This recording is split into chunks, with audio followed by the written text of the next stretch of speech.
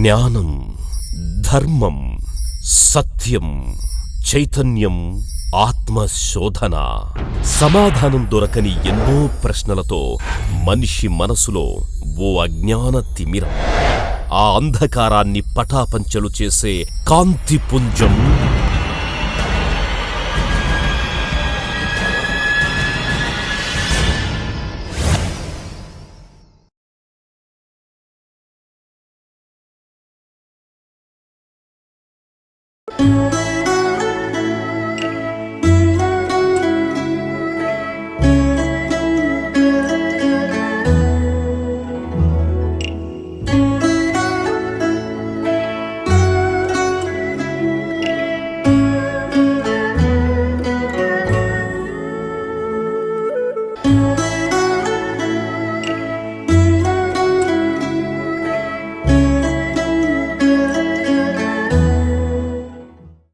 Sir, మీరు ఆధ్యాత్మికత గురించి తెలియజేశారు. అదే భగవద్గీతలో స్వస్వరూప జ్ఞానం గురించి చాలా క్లియర్గా, క్లుప్తంగా మా ప్రేక్షకులకు వివరించి తెలియజెప్పారు. అయితే ఈ ఆధ్యాత్మికత వల్ల కలిగే ప్రయోజనాలు ఏంటి?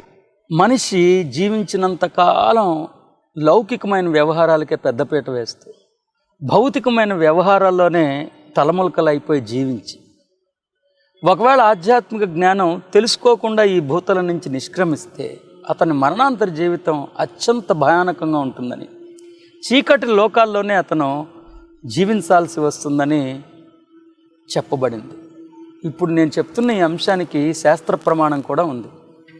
మనం ఉపనిషత్తుల అన్నిటిలోకి ప్రథమమైనది ఈశావాస్య ఉపనిషత్.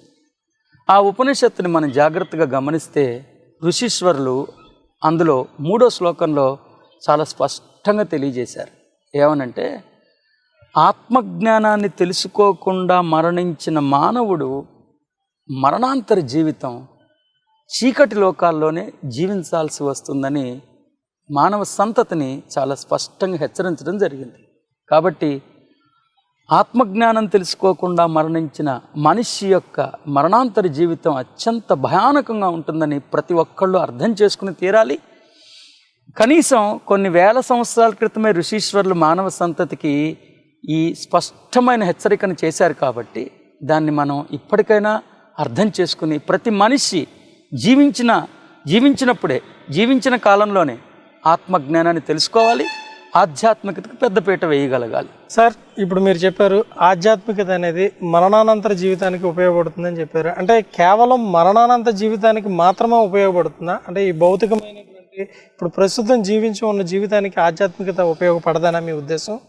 లేదు, మీరు చాలా చక్కటి ప్రశ్న అడిగారు. చాలామందిలో ఇదే అపోహ ఉంటుంది. ఎంతోమంది ఆధ్యాత్మిక జ్ఞానం కేవలం మరణాంతర జీవిత అభ్యుదయానికి మాత్రమే పరిమితం అయిపోయిందని అపోహపడుతూ ఉంటారు. కానీ నిజానికి ఆధ్యాత్మిక జ్ఞానం ఇప్పుడు ఇక్కడ మనిషి నిజ జీవితంలో ఎదుర్కొంటున్న ప్రతి సమస్యకి శాశ్వత పరిష్కారాన్ని చూపించగలిగే స్తోమతను కలిగి ఉన్నది. అవును, మనిషికి ఎన్నో సమస్యలు, ఎన్నో ఇబ్బందులు, వాటన్నిటిని పరిష్కరించుకోవడానికి ప్రతి మనిషి తన భుజబలాన్ని వాడతాడు.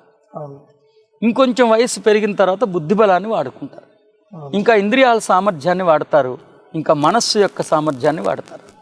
కానీ వీటన్నిటికన్నా అత్యంత శక్తివంతమైనది, ప్రతి సమస్యకి శాశ్వత పరిష్కారాన్ని ఇవ్వగలిగే స్తోమత కేవలం ఆధ్యాత్మికతకే, ఆత్మశక్తికే ఉన్నదనేది 100కి 100 పాళ్ళు నిజం.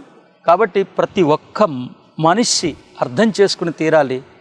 ఆ మనిషి ఎలాంటి సమస్యను ఎదుర్కొంటున్నా ఆ సమస్యకి శాశ్వత పరిష్కారాన్ని చూపించగలిగే స్తోమత కేవలం ఆత్మజ్ఞానానికే, ఆధ్యాత్మిక జ్ఞానానికే విశేషంగా ఉన్నదన్న జ్ఞానాన్ని ప్రతి మనిషి తెలుసుకుని తీరాలి. ఇప్పుడు నేను చెప్తున్న ఈ అంశానికి కూడా శాస్త్ర ప్రమాణం ఉంది సుమా. నేను సూచిస్తున్న ఈ అంశం సశాస్త్రీయమైనదా, అశాస్త్రీయమైనదా అన్న అపోహ, అన్న సందేహం మీకు అవసరమే లేదు.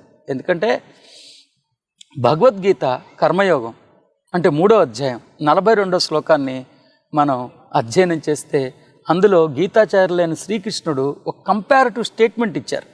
ఆయన ఫిజికల్ ఎంబాడిమెంట్ అంటే భౌతికమైన శరీరం, రెండోది సెన్సరీ ఆర్గాన్స్ అంటే ఇంద్రియాలు, మూడవది మనస్సు అంటే మైండ్, నాలుగవది బుద్ధి, ఐదవది ఆత్మ. అంటే మనలో అంతర్లీనంగా అంతర్భాగంగా ఉన్న అన్ని విభాగాల యొక్క సామర్థ్యాన్ని తెలియజేస్తూ వీటన్నిటికన్నా ఆత్మశక్తే అత్యంత శక్తివంతమైనదని చాలా స్పష్టంగా తెలియజేశారు. అందుకనే ప్రేక్షకులందరికీ మరొకసారి నేను తెలియజేస్తున్నాను, అయ్యా మీరు ఏ సమస్యలో ఉన్నా సరే, ఆ సమస్య ఎంత తీవ్రమైనదైనా సరే, ఆ సమస్యకు శాశ్వత పరిష్కారాన్ని చూపించగలిగే స్తోమత కేవలం ఆత్మకే, ఆత్మ జ్ఞానానికే, ఆధ్యాత్మికతకే ఉన్నదని మొదటిగా మీ అందరూ అర్థం చేసుకుని తీరాలి. నేను చెప్తున్న ఈ అంశానికి భగవద్గీత కర్మయోగం 42వ శ్లోకం ప్రామాణికంగా ఉన్నది. అందులో గీతాచార్యులైన శ్రీకృష్ణుడు మనలో అంతర్లీనంగా అంతర్భాగంగా ఉన్న అన్ని విభాగాల యొక్క సామర్థ్యాన్ని గురించి తెలియజేస్తూ వీటన్నిటిలోకి ఆత్మే శక్తివంతమైనదని చాలా సుస్పష్టంగా తెలియచేయటం జరిగింది. అంతేకాదు, మనందరం ఎంతో ప్రేమిస్తున్న, గౌరవిస్తున్న మహనీయుడు, అత్యంత అద్భుతమైన ఆధ్యాత్మికవేత్త స్వామి వివేకానంద. వారు కూడా తమ ప్రబోధనలో ఆత్మజ్ఞానం యొక్క సామర్థ్యం గురించి అనేక పర్యాయాలు తెలియజేశారు. అక్కడ దాకా ఎందుకు, ధీరయూత్ అనే గ్రంథాన్ని మీరు ఒకసారి అధ్యయనం చేయండి.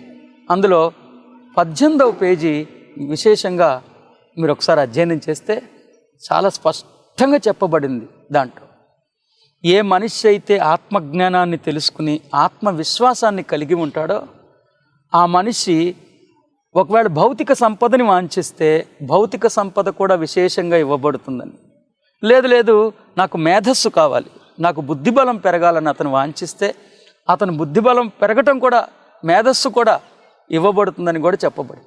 అంతేకాదు, ఒకవేళ ఆ మనిషి నేను ఆధ్యాత్మికంగా ఎదగాలి, నేను కైవల్యాన్ని సంప్రాప్తించుకోవాలి, నేను మోక్షాన్ని సంప్రాప్తించుకోవాలి అని వాంఛిస్తే మోక్షప్రాప్తి కూడా ఆధ్యాత్మికతతో సుసాధ్యమేనని స్వామి వివేకానంద్ తెలియజేశారు. కాబట్టి స్వామి వివేకానంద్ ప్రవచనాల ద్వారా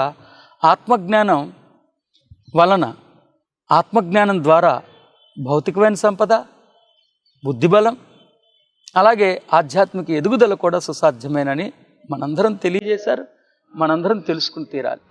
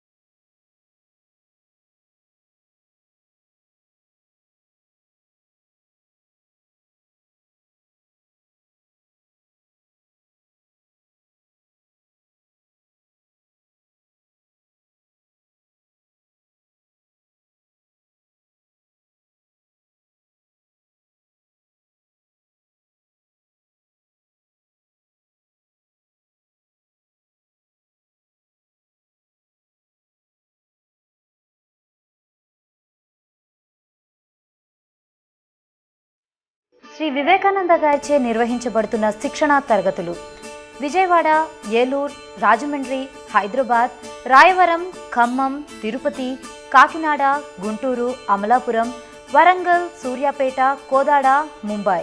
మీరు సంప్రదించాల్సిన ఫోన్ నంబర్ 9848258366.